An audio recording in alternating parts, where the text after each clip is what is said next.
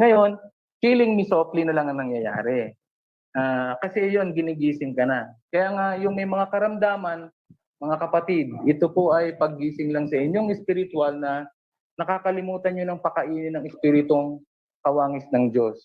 Okay? Yun lang po ang kailangan yung pakainin.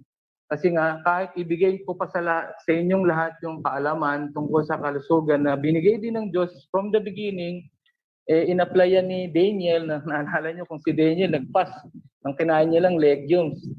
So, kasi nga nakadesign ng katawan natin, nakasulat yan sa Genesis 1:29.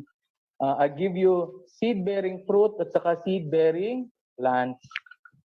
So, yung mga fruits, seed-bearing fruits, mga prutas. Yung seed-bearing plants, yung mga seed na tinatanim mo na nagiging plants, yung mga lahat ng ano natin, bahay kubo, ano bang meron doon? So lahat 'yon